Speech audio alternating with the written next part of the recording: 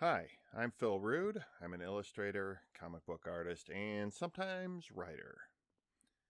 Today I'm going to be inking this drawing of a Siamese cat, and it will become evident why. I never saw cardinals here in Florida until my grandparents died. And after each of them passed, I would see cardinals running around our yard, flying around our yard. I'd see them on hikes I was on. It was like I saw them all the time. And it was later that I learned some people believe cardinals are the souls of your departed loved ones who are kind of stopping in to say hi.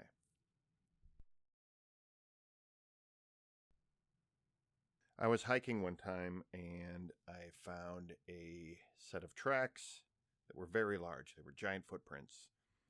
Very possibly, they were caused by somebody's foot being dragged through the mud as they slipped. But they also could have been left by a certain interdimensional cryptid that we all know, or one of our local favorites, the skunk ape.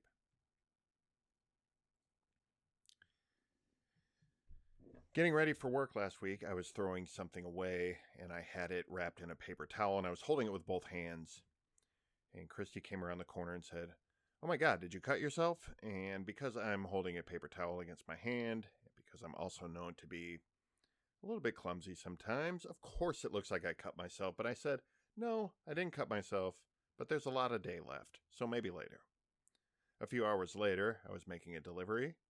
I was being clumsy, no surprise, with the box cutter, and you guessed it, I cut myself. It wasn't major, just sort of a shallow, superficial cut on my wrist, kind of a glorified scratch. Anyway, I took a photo of it and I texted it to Christy with the caption, "The prophecy has been fulfilled." And then later that afternoon, I was telling this story to a woman who works in the office at work. And I told her the story and I showed her the cut on my right wrist. And she laughed and she held up her left hand, showing me a nearly identical cut on her left wrist in a nearly identical place, where she said her cat got her. I'm doing all these examples, and my point is that weird shit happens. Whether we notice it or not, whether it's all in our heads or not, odd synchronicities happen all the time. There's a lot of stuff that happens that it can be thought of as cosmic happenings, or it can be written off as simply coincidence, but there's no denying that these events are exciting because of the possibilities they put forth simply by happening. And this is the story of one of these happenings. Earlier this year, I'm driving my truck through the compound that I work in, and I see this Siamese cat staring at me as it was kind of waiting to cross the path, the driveway, the road that runs through the compound. I work in a warehouse in a compound of other big industrial buildings, so we're really accustomed to seeing cats running around in there, doing what stray cats do, catching mice and, scrounging for food and just kind of trying to stay hidden, but not really. But this was a Siamese cat, which was really weird because I'd never seen a Siamese cat in the compound before. And when I thought about it later on, I didn't know, and I still don't know, that I've ever seen a Siamese cat in my life that wasn't in a photograph or in a cartoon from Disney being a problematic racial stereotype. Have you guys ever seen the Aristocats? Just a quick aside. Like, that's one of those things where Mickey Rooney would look at that and be like, that's a little much, guys. It's very strange. Anyway, my point is, seeing a Siamese cat stood out to me because they're so very rare in my life. Less than an hour later, I was making a delivery to a place a couple miles from the compound, and I see this Siamese cat across the street from me. It's staring at me. It's very possibly the same one. I couldn't swear to it, but they both had really, really similar physiques. It's a little huskier than you would expect a normal stray cat to be. Could that same cat have run the distance that, according to Google Maps, is 2.2 miles? It could, I suppose. Possibly. Maybe. I don't know. I don't know how fast a slightly overweight cat can run, but I suppose it's not out of the realm of possibility. Was it different cats? Also very, very possible. Probably even more probable. But still, what are the odds that I go almost 49 years without ever seeing a Siamese cat in real life, and then I see two in the span of less than an hour? The possibilities of coincidence were certainly there, but so were the possibilities that the cat was essentially in two places at once, however improbable that may seem. It kind of intrigued me, but I didn't see the cat again for a couple of months. And when I did, it was in another area of the county across the river, quite a ways from the neighborhoods I'd seen it in before. I was making another delivery, and I drove past a property that I always slow down at when I'm driving past because I want to take a good look, because it's a really interesting little house in a tiny little lot, and sometimes there are peacocks hanging out in the yard. I'm not kidding. Peacocks exist in Florida.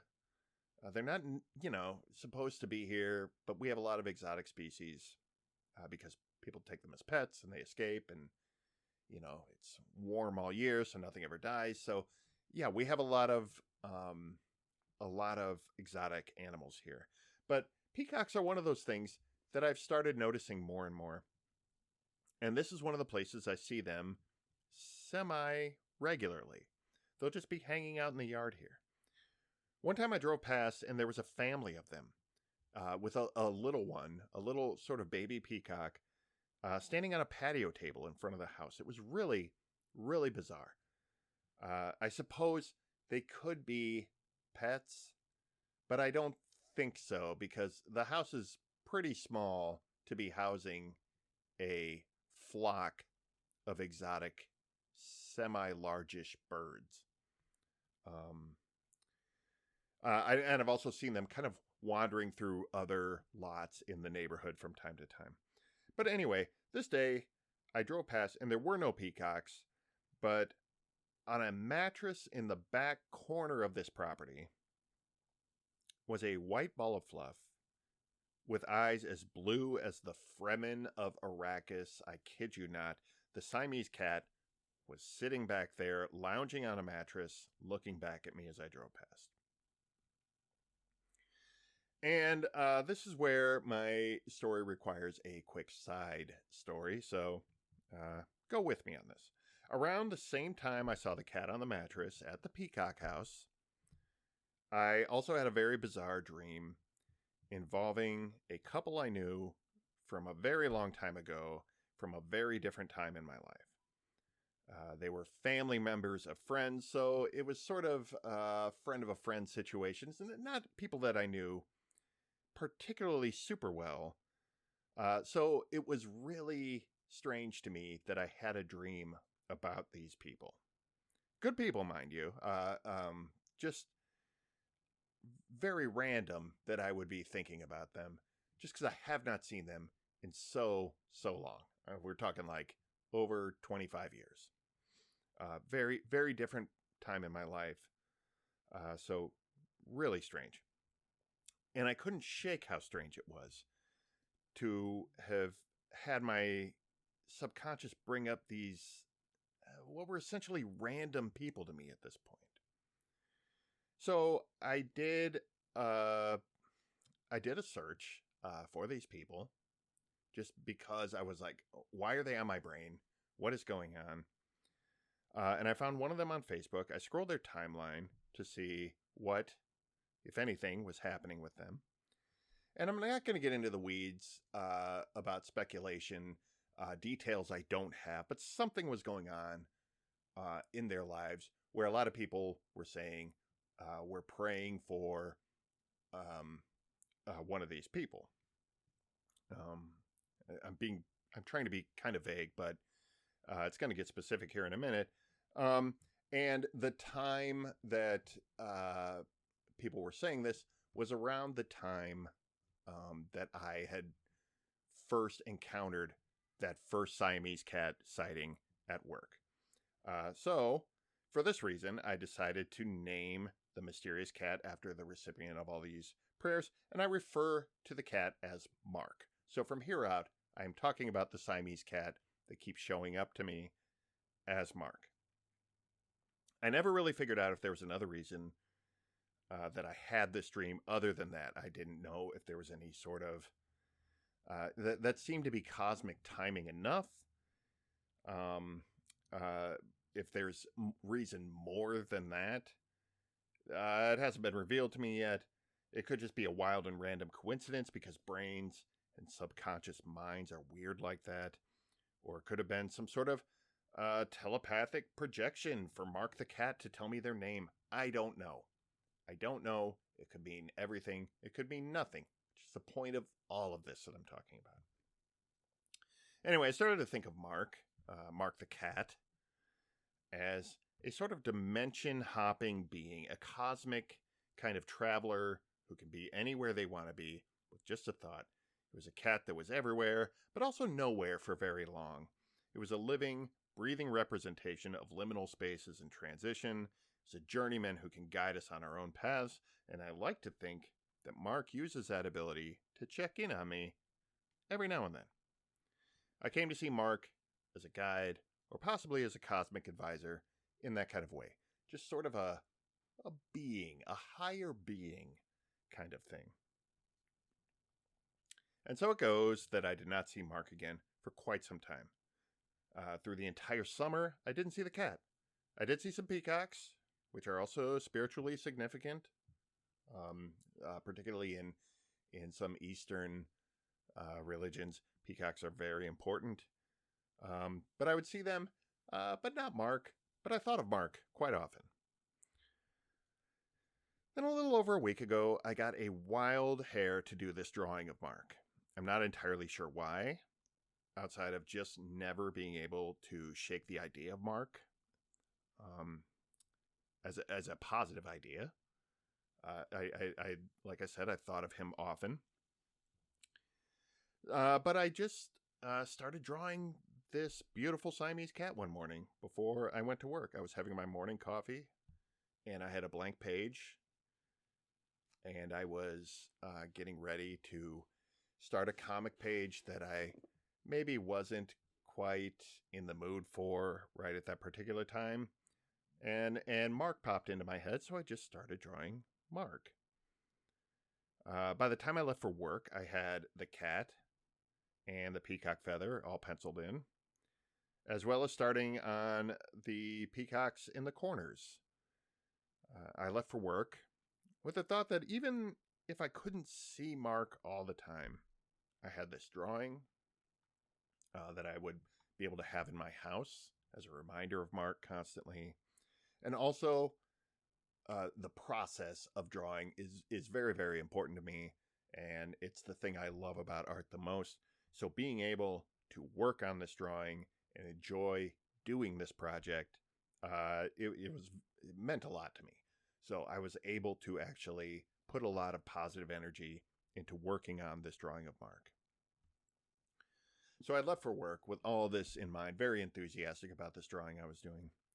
And then an hour into my shift, my daughter-in-law, whom I have never mentioned Mark to, drops this photo in our family text that she took while she and my grandson were on their morning walk. And the photo was of a white Siamese cat lounging on a driveway on their walking route, which is in our neighborhood. I got so excited, I texted Mark, and my daughter-in-law said, "Do you know this cat? Is it missing? Is someone looking for it?" Because I was so apparently excited that it came across in text. What she didn't know is that Mark is always where Mark is supposed to be, so I told her. I launched into this giant text message explaining all the history of Mark to my family, who Mark is, how I've seen Mark multiple times, and she said she sees Mark several times a month on their walks, and I told her she is blessed. I'm very excited that Mark is still around, still checking in on me, and apparently checking in on my family, and I'm especially happy that my grandson gets to see Mark on the regular. That's very, very good news to me. So now we come to the inevitable question. Is Mark an actual singular cat who can traverse time and space to be everywhere and nowhere all at once? Or is it more likely that I just happen to start seeing multiple Siamese cats at different places around the neighborhoods I travel in? Obviously, and I say obviously, so that you will not think that I've completely lost my mind.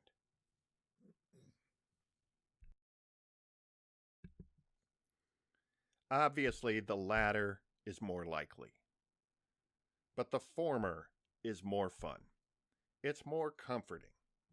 The idea of Mark, the cosmic Siamese cat, is one that I think keeps the question alive that asks, are there unexplained phenomena out there that we encounter every single day that are so pedestrian on their face that we often don't even realize they even exist?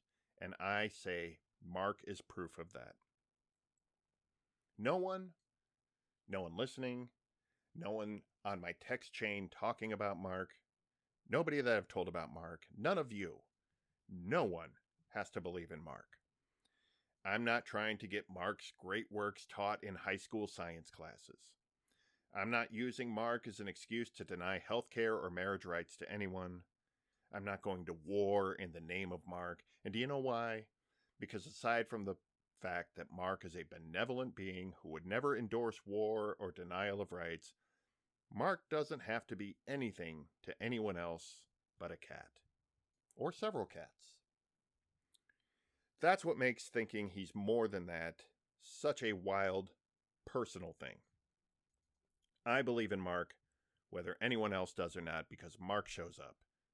Just like those many other pedestrian-looking cosmic happenings. And I'm so glad when they do.